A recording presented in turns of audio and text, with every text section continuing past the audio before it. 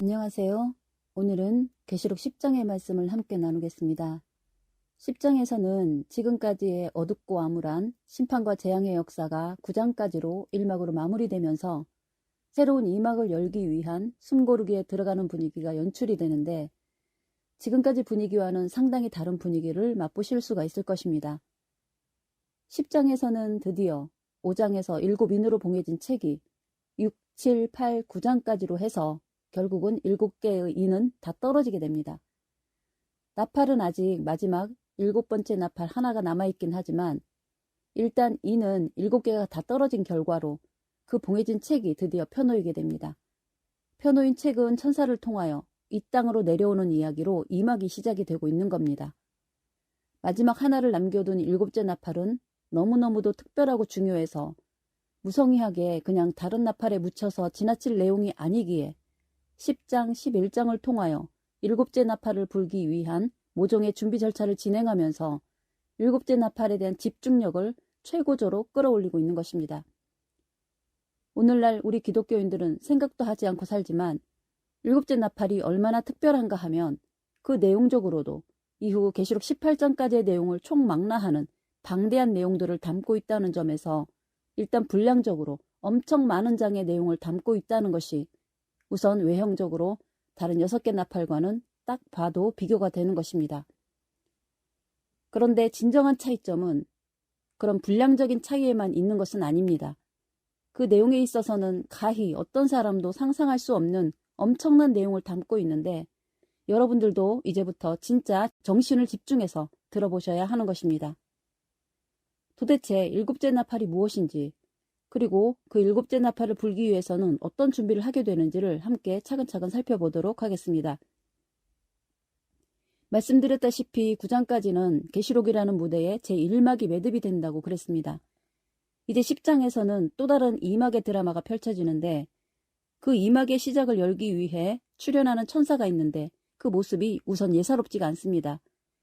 힘이 센 천사라 그러고, 구름을 입었다 그러고, 얼굴은 해같이 빛난다 그러고, 머리 위에는 무지개가 떠 있다 그러고, 그 발은 불기둥 같다 그러고 하는 것이 아주 시작부터 뭔가 심상치 않은 모습으로 등장하는 것입니다. 그런데 가만히 살펴보시면 이 천사의 모습이 계시록 1장에 나타나신 예수님의 모습과 닮은 것 같기도 하고, 계시록 4장에 나오는 하나님 보좌에 있는 무지개를 동반해서 나타나는 것이 하나님과 예수님을 합쳐놓은 모습 같기도 하고 그렇지 않습니까? 그러니 뭔가 심상치 않을 일이 벌어질 것 같은 분위기를 한껏 띄우고 있는 것에 바짝 긴장을 하고 주목을 해야 하는 것입니다. 그런데 그 천사가 가지고 오는 것이 있는데, 펴놓인 작은 책을 들고 온다는 것입니다. 이 펴놓인 작은 책이라는 것은 당연히 5장에서 7인으로 봉해졌던 그 책이었고, 이제 7개의 인이 다 떨어졌으니 당연히 책은 열린 채 올 수 있게 된 겁니다. 여기서 우리가 계시록의 내용을 간략히 정리를 해보자면, 계시록 역사의 무대는 예루살렘을 중심으로 동북에 해 돋는 방향의 어느 곳이라 했습니다. 굳이 이제는 말을 돌리지 않고 대한민국을 염두에 두고 생각하셔도 좋겠습니다. 그곳에서 하나님의 택함을 받은 교회들을 통해 계시록의 역사를 진행하기 위해 7의 영들을 쏟아부어서 커다란 성령의 역사를 일으키게 되었습니다.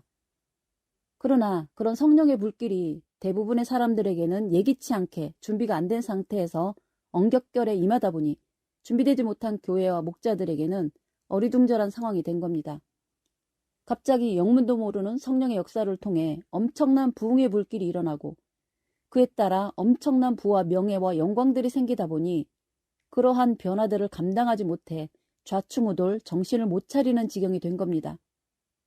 우리 한국교회에 7, 80년대 일어난 부흥의 불길로 갑자기 수만 명이 모이는 대형 교회들이 우후죽순처럼 생겨난 것을 상상해 보시면 그때 얼마나 엄청난 성령의 불길이 일었는지 이해가 되실 겁니다.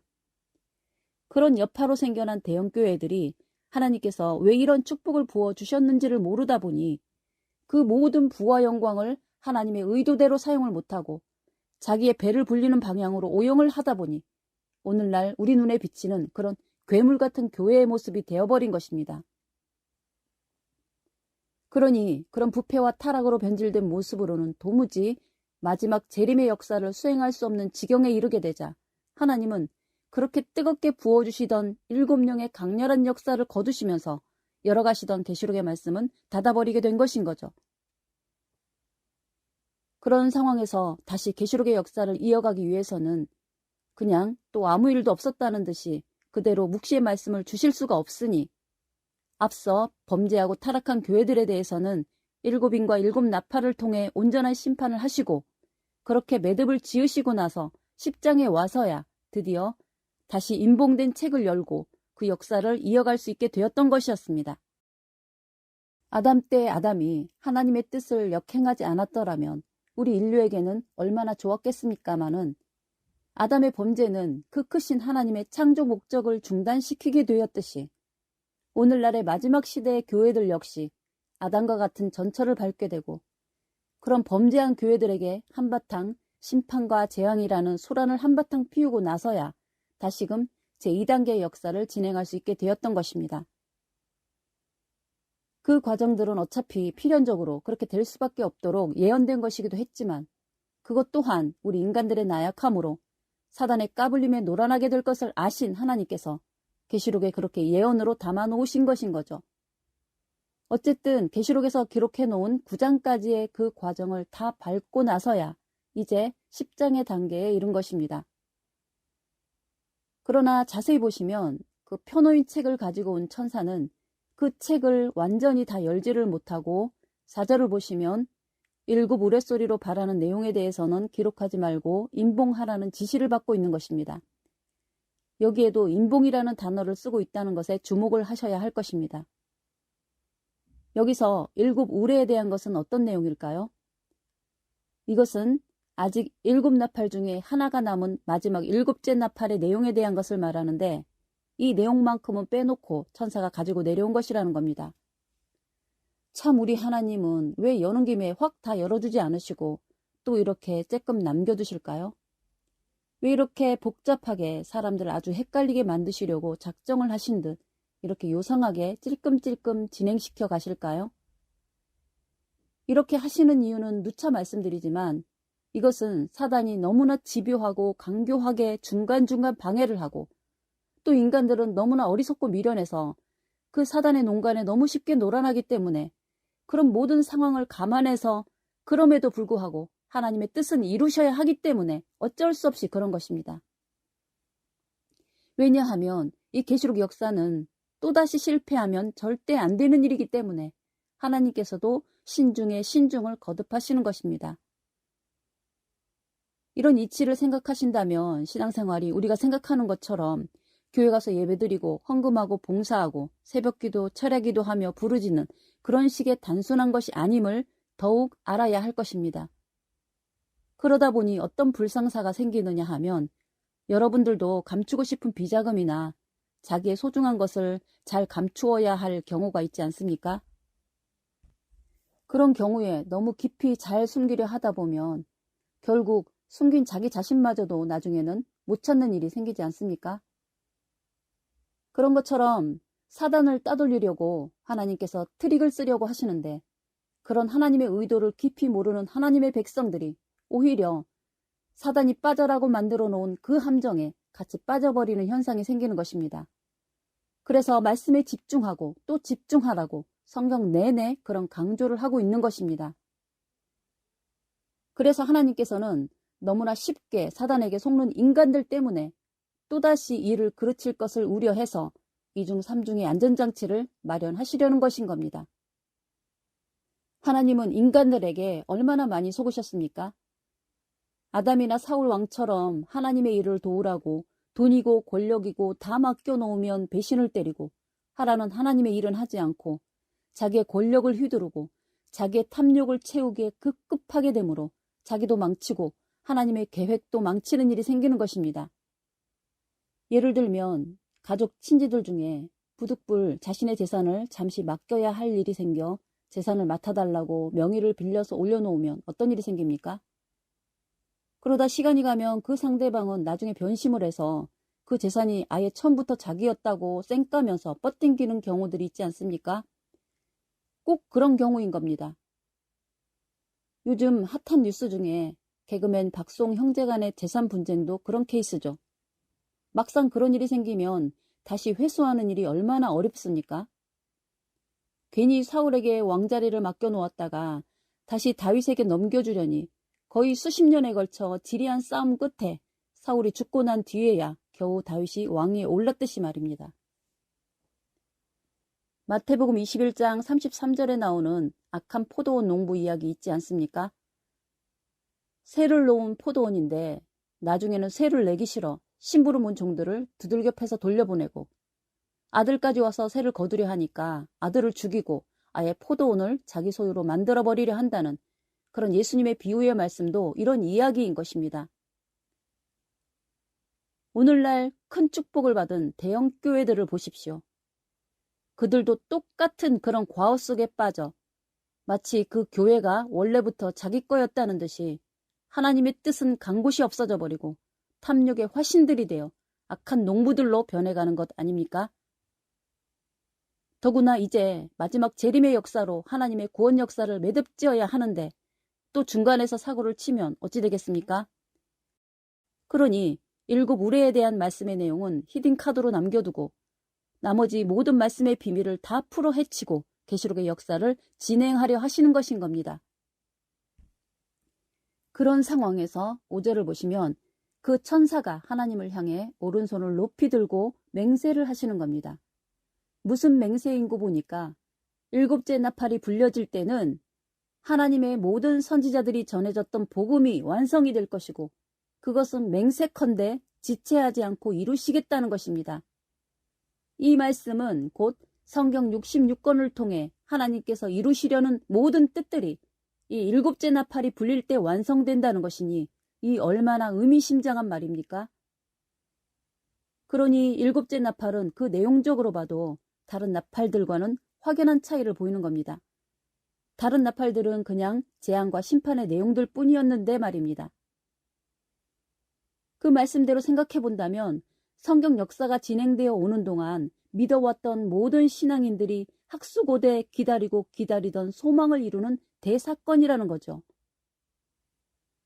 그러니 이런 내용을 아신다면 그야말로 우리 모든 기독교 신앙인들이 기다리고 기다려야 할 순간이 바로 7째 나팔이 불리는 날이어야 하는데 정작 우리 신앙인들은 7째 나팔 소리를 기다리기는커녕 그런 말이 있는지도 모르고 살아가고 있으니 어쩌면 좋습니까? 이런 상태에서 모든 성도들이 예수 십자가만 달랑달랑 흔들면서 열심히 행하는 예배와 기도와 헌신들은 대체 무엇을 위한 것인지 알 수가 없는 것인 겁니다. 그래서 계시록을 모르면 안 된다는 것인데 그런 말조차도 아예 무시하고 오히려 계시록을 논하는 자체만으로도 이단으로 낙인 찍고 비방하려 하니 이를 어쩝니까? 그렇다면 대체 7째 나팔의 내용은 무엇일까요? 먼저 7째 나팔이 불려지면 이루어진다는 선지자들이 전한 복음이 무엇이었는지부터 잠시 살펴보도록 하겠습니다. 그래야 왜 그토록 7째 나팔이 소중한 건지를 알 수 있지 않겠습니까? 자, 우선 제일 먼저 찾아볼 말씀은 우선 계시록에서 말하는 7째 나팔의 내용부터 살펴봐야 하겠습니다. 먼저 계시록 11장 15절의 말씀을 보시겠습니다. 보시면 뭐라 그럽니까? 7째 천사가 나팔을 불매 하늘에서 큰 음성이 나서 가로되 세상 나라가 우리 주와 그리스도의 나라가 되어 그가 세세토록 왕노릇 하시리로다 그러시는 겁니다.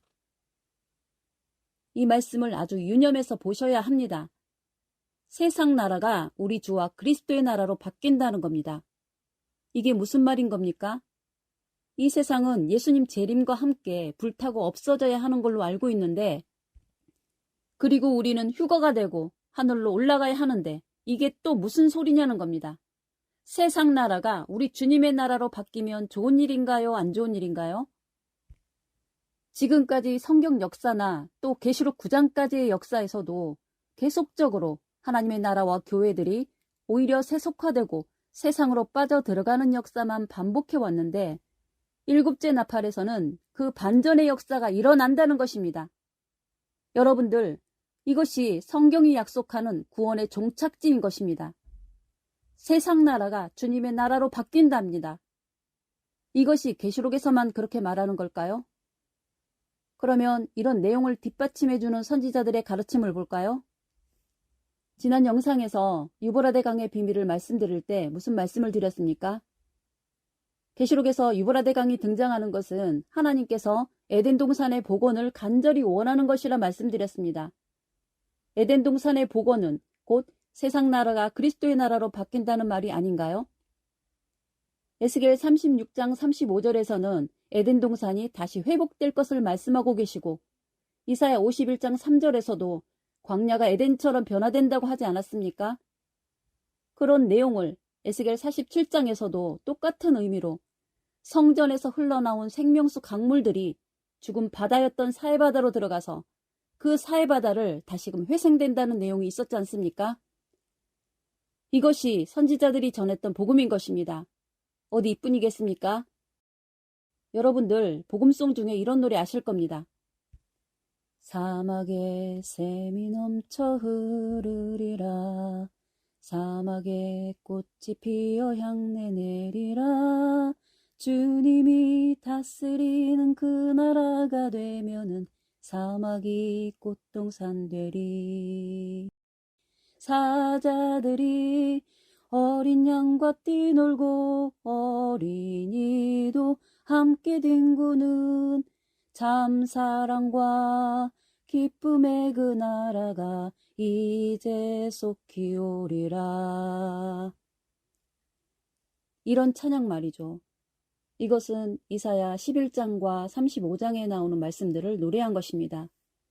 심지어 이사야 65장 20절에서는 그곳에서는 사람의 수명이 길어져서 100세 죽어도 어린아이에 속하는 정도라 그러고 대부분의 사람들의 수명이 나무의 수완처럼 길어진다고 증거하고 있는 것인 겁니다. 여러분들이 살아계시는 동안에 이런 세상이 온다면 기뻐하시겠습니까? 아니면 세상이 불타 없어질 거니까 빨리 휴거되어서 하늘로 올라가고 싶으시겠습니까? 여러분들이 배운 성경은 어떤 것이며 여러분들은 어떤 소망을 가지고 살았습니까? 예수님께서 재림을 하시면 어떤 일이 벌어질 것이라고 배우고 그렇게 기다리고 있었습니까? 주기도문에 뭐라고 기도하라고 했습니까? 뜻이 하늘에서 이룬 것 같이 땅에서도 이루어지다라고 하지 않았습니까? 우리는 자꾸만 하늘만 쳐다보고 사는데 예수님은 자꾸만 땅을 쳐다보라고 하시는 겁니다. 우리의 믿음이 성경에 맞지 않다는데도 계속 고집을 부리실 겁니까? 그런 분들은 성경의 가르침과 상관없는 자기들만의 천국을 따로 만들어 사시기 바랍니다. 그런데 이보다 더 충격적인 말씀은 이렇게 이 땅에 만들어진 그리스도의 나라에 심지어는 하나님께서도 들어오시겠다는 것 아닙니까? 계시록 1장 8절에서 하나님에 대해 이제도 계시고 전에도 계시고 장차 오실 자라고 하신 말씀을 설명드릴 때도 말씀을 드렸듯이 하나님께서도 이 땅으로 오신다는 것이라 했습니다. 고린도전서 15장 28절의 말씀을 보시면 여기에는 만물이 다 예수님께 굴복하고 나면 예수님께서도 하나님께 굴복하게 되는데 그것은 하나님까지도 만유 안에 들어오시기 때문이라는 것입니다. 그러니 오늘날의 기독교가 전하는 복음들은 완전히 성경의 가르침과 반대되는 가르침을 설교하고 있고 모든 교인들을 그런 거짓 복음으로 세뇌를 시켜 놓았다는 것입니다. 그러니 어찌 하나님께서 이런 교회들을 그냥 보고만 계시겠냐는 것입니다. 하나님께서 전하라고 하시는 말씀을 청개구리들처럼 정반대로 전하고 있으니 무슨 이런 일이 있을 수가 있는 겁니까? 일곱째 나팔의 비밀은 이것으로 끝나는 게 아닌 겁니다. 이것보다 더 충격적인 내용이 나오는데 그것은 사도 바울이 전한 부활장인 고린도전서 15장에 나오는 말씀인데 찬찬히 집중해서 잘 보시기 바랍니다. 나중에 잘 봤네 못 봤네 그러지 마시고요. 여러분들 보험 들 때 약관을 잘 봐야죠. 그냥 대충 어찌 알아서 보상해주겠지 그러고 계약을 하고 나면 정작 필요할 때 뭐라 합니까? 고객님 이것은 약관의 규정에 의해 보상이 안 나오게 되었습니다 라고 통보받게 될 수 있으니까 말입니다. 신앙도 성경의 기록대로 안 하시면 하나님께서 책임 못 져주시는 경우가 생기는 것입니다. 그냥 예수만 믿으면 되는 게 아니고 성경의 약관대로 믿어야 천국과 구원, 그리고 하나님의 상급까지도 보장받을 수 있는 것입니다. 실컷 울고 난 뒤에 누가 죽었냐고 묻는다 하지 않습니까? 지금 우리가 하는 신앙생활들이 꼭 그런 것입니다. 자, 마지막 7째 나팔에 대한 말씀을 사도 바울이 기록한 고린도전서 15장 부활장으로 가서 한번 살펴보도록 하겠습니다. 이 부활장에는 정말로 어렵고도 중요한 부활의 비밀들이 많이 기록되어 있는데 혹시 못 들어보신 분들은 저희 영상에 부활의 비밀에 관한 시리즈가 있으니 참고해 보시기 바랍니다. 여러분들, 오늘날 교회들이 해마다 부활절을 보내고 있지만 유튜브 다 뒤져보세요. 부활절 설교들 중에 고린도전서 15장 전체를 설교한 영상들이 있는지요?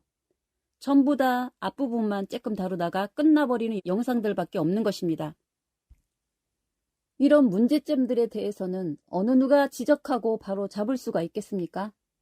그러니 입만 열면 말씀으로 돌아가자고 구호처럼 외치지만 그런 말들조차 교인들을 현혹시키고 착각을 일으키는 말잔치들 뿐인 겁니다. 오늘은 고린도전서 15장 내용을 전체 다룰 설명을 드리지는 못하고 고린도전서 15장 51절부터의 말씀만 조금 살펴보겠습니다. 거기는 얼마나 7째 나팔의 내용이 충격적인지 보시면 보라, 내가 너희에게 비밀을 말하노니 우리가 다 잠잘 것이 아니오. 마지막 나팔에 순식간에 홀연히 다 변화하리니 나팔 소리가 나매 죽은 자들이 썩지 않을 것으로 다시 살고 살아남은 우리도 변화되리니 이 썩을 것이 불갑을 썩지 아니할 것을 입겠고 이 죽을 것이 죽지 아니함을 입겠고 이렇게 되면 사망이 이김에 삼킨 되리라고 기록된 말씀이 응하리라 그럽니다. 여기서도 이김이라는 단어가 보이십니까? 사망을 이기는 이김. 이 이김은 최종적인 이김이고 승리인데 그것은 곧 죽음에 대한 승리이고 이김인 것입니다. 사망이 이김에 삼킨 되리라는 이 말씀이 얼마나 감격스러운 말씀입니까? 마지막 나팔인 7째 나팔이 불려지게 되면 죽은 자들은 부활을 하고 살아있는 우리들은 죽지도 않고 썩지도 않을 몸으로 변화가 된다는데 이것은 예수님의 말씀대로 나는 부활이요 생명이니 나를 믿는 자는 죽어도 살고 살아서 나를 믿는 자는 영원히 죽지 아니하리라. 이것을 네가 믿느냐? 라고 물으신 말씀과 일치하는 거 아닙니까? 여러분들 이것을 믿습니까? 이 엄청난 복음이 지금까지 예수님과 선지자들이 전했던 복음의 핵심이고 결론이라는 것이고 그것을 이루는 때가 마지막 7번째 나팔이 불릴 때 일어날 일이라는 것을 표노인 책을 가져온 천사가 맹세를 하며 선포하는 내용인 것입니다. 그런데도 이 마지막 나팔에 대해 몰라도 상관이 없다고 생각하십니까? 성경 어디에 마지막 나팔이 불려지면 휴거된다 그러고 성경 어디에 지구가 불타고 없어진다 했습니까? 잘 보시고 딴소리하지 마시기 바랍니다.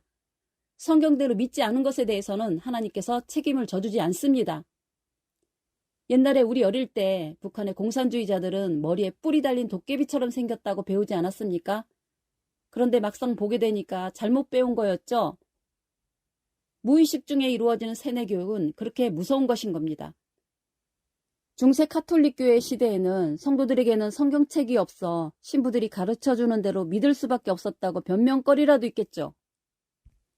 그런데 요즘은 각자 집집마다 성경책이 다 있고 심지어 각자의 핸드폰에 성경 앱이 다 깔려 있는데 이렇게 성경에 무지한 현상이 생긴다는 것은 비단 목사들만의 책임이라고 하기에는 너무도 우리 성도님들의 게으름과 나태함도 오늘날의 이런 타락의 행렬에는 크나큰 책임이 있다는 것을 인정하셔야 할 것입니다. 자, 다시 마지막 나팔에 대한 내용 2가지를 정리하자면 그 첫째는 세상 나라가 주와 그리스도의 나라로 바뀐다는 것이고 창조 원형이었던 에덴 동산으로의 회복이 이루어진다는 것이고 둘째는 그 나팔 소리를 죽은 자들이 듣게 되면 죽은 자들은 부활을 하게 되고 이 땅에서 살아있던 사람들이 들으면 그 나팔 소리를 듣고 홀연히 변화되어 죽음도 이길 수 있는 몸으로 변화된다고 그럽니다. 이것이 성경이 전하고 모든 선지자들이 전하는 복음의 완결판인 것입니다. 예수를 믿으면 이런 복을 받게 된다는 것인데 7째 나팔을 몰라도 된다고요? 계시록을 몰라도 이런 복을 받을 수 있을까요? 지금 전하는 이런 말씀을 믿으실 겁니까? 아니면 이단이라 그러면서 쓰레기통에 처박아 넣을 것입니까? 기독교가 타락을 했다고 하는 것은 단지 윤리도덕적인 차원의 문제를 가지고 하는 말이 아니라고 누차 말씀드렸습니다. 성경이 가르치는 복음의 본질에서 벗어난 가라지 같은 거짓 복음을 만들어 믿고 있는 것이 타락의 본질이고 핵심인 것입니다. 서기관과 바리새인들은 윤리도덕적으로는 큰 하자가 없을 수도 있었겠지만 그들의 가르치는 가르침과 예수님의 가르침은 그 본질에서 차이가 났기 때문에 서로 용납할 수 없었던 것이고 예수님은 그래서 십자가를 지고 돌아가셔야 했던 것입니다. 가인의 제사와 아벨의 제사도 제물이 곡식이냐 어린 양이냐의 차이가 아니고 가인의 제사는 근본적으로 땅의 소산, 즉 세속적 신앙으로 예배를 드렸다는 것이고 아벨은 어린 양 예수님과 하나 된 신앙적인 예배를 드렸다는 이런 근본적인 신앙적인 색깔의 차이 때문에 가인은 아벨을 용납할 수 없었던 것입니다.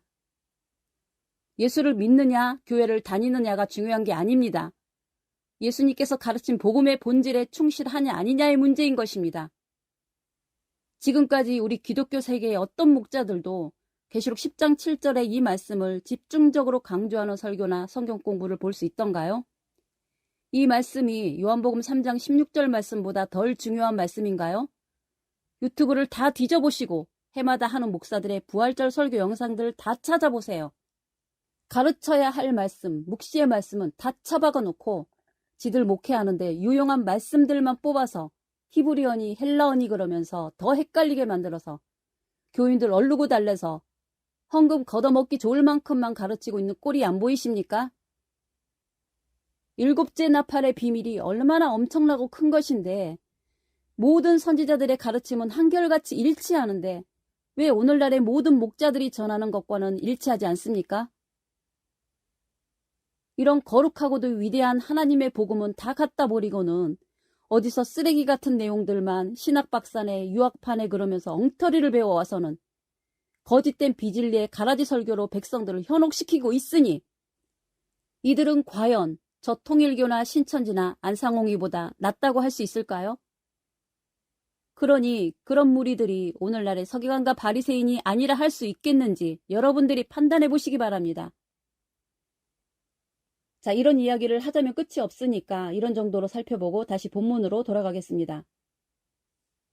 계시록 10장 8절 이후를 보시면 그렇게 펴놓인 책을 가지고 온 천사가 일곱째 나팔에 대한 어마어마한 내용을 예고편처럼 던지시고는 사도 요한에게 그 책을 가져다 먹으라고 하는데 그 책을 먹으면 입에서는 꿀처럼 달지만 뱃속에 들어가면 쓰게 될 것이라고 하는 겁니다.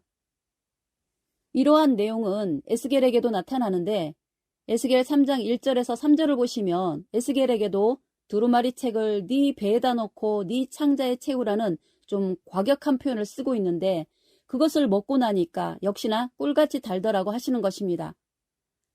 책을 먹었다는 말씀은 책의 말씀을 깨달았다는 말씀이고 마음판에 새겼다는 말씀이겠죠. 그런데 입에서는 꿀같이 달고 배에 들어가서는 쓰게 된다는 말씀은 무엇일까요? 여러분들 몰랐던 말씀을 깨달아갈 때의 그 희열과 감격은 느껴보신 분들은 다 아시죠?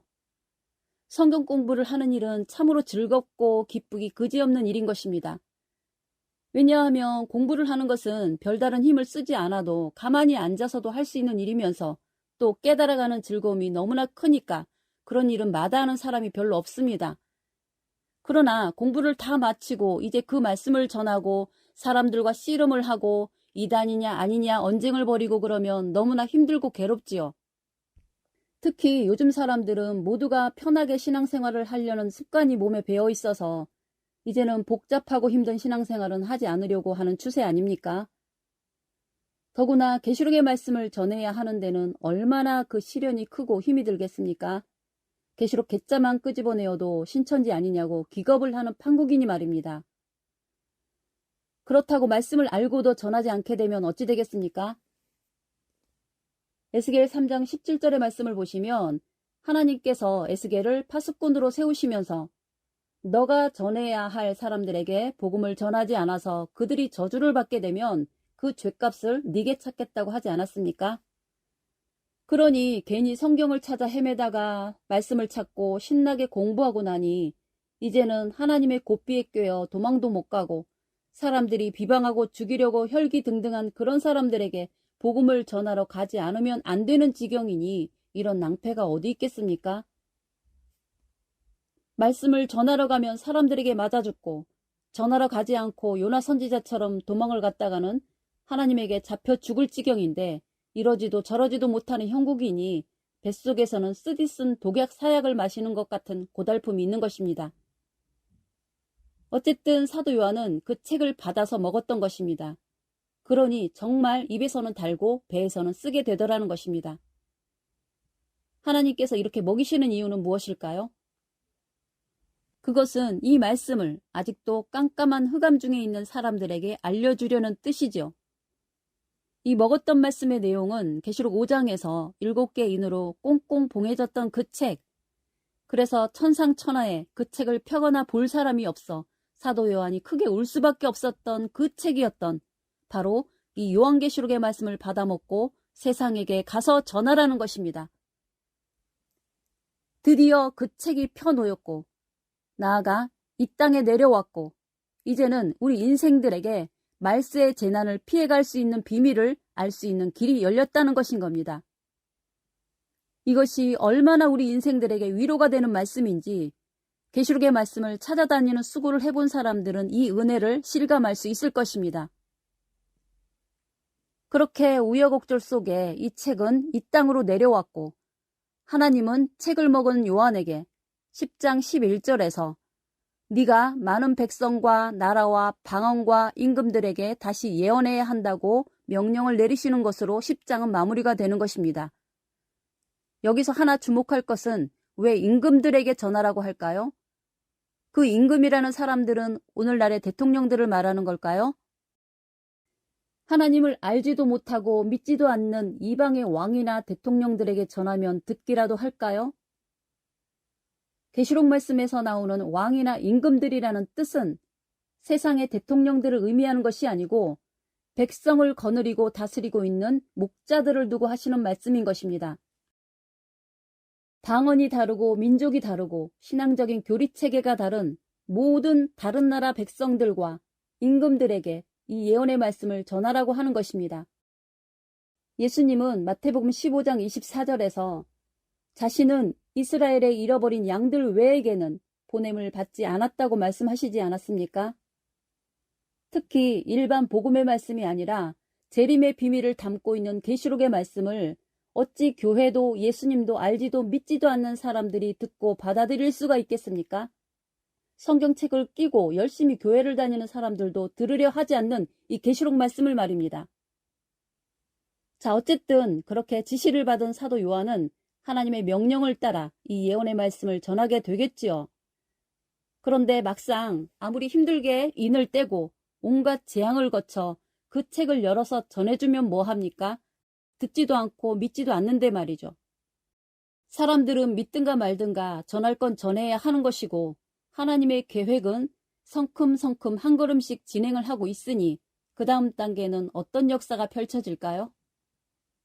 잠시 예고편을 말씀드리면 11장에서는 오늘날 기독교계에서 논란이 많은 두 증인에 대한 이야기와 본격적인 일곱째 나팔의 역사가 펼쳐지게 되는데 아는 사람에게는 아주 흥분될 내용이 펼쳐질 건데 기대하는 마음으로 같이 한번 지켜보기를 바라겠습니다. 오늘은 여기까지로 하고 마치도록 하겠습니다. 감사합니다.